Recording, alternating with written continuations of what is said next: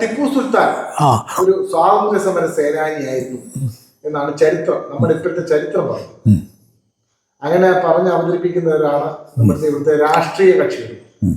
അച്ഛൻ്റെ അഭിപ്രായം? ടിപ്പു സുൽത്താൻ മൈസൂരിലെ ഒരു ഭരണാധികാരിയായിരുന്നു.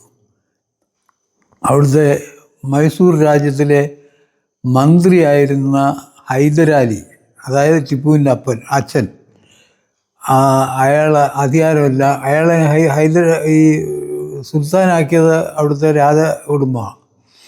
അവരെയെല്ലാം പിന്നെ അധികാരത്തിൽ നിന്ന് മാറ്റിക്കൊണ്ട് ഇയാൾ അധികാരം പിടിച്ചെടുത്തു. ഹൈദരാലിയുടെ മോനാണ് ടിപ്പു സുൽത്താൻ.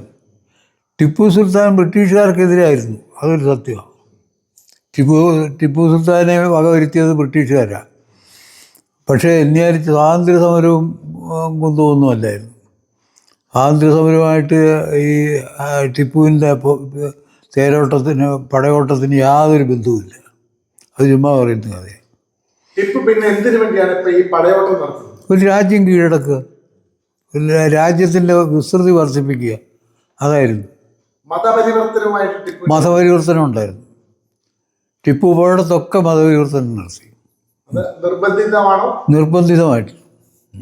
നമ്മുടെ ഈ മലപ്പുറം, മലബാർ ആ ഭാഗത്തെല്ലാം ആലുവ മൊഴി വരെ വന്നു.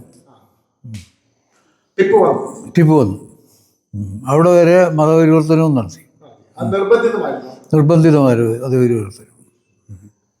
ടിപ്പു യഥാർത്ഥത്തില് ഒരു ഹിന്ദു വിരോധിയായിരുന്നു.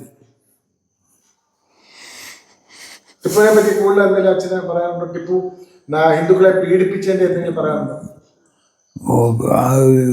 വ്യക്തമായ ഇൻസ്റ്റൻസുകളൊന്നും എനിക്കറിയില്ല.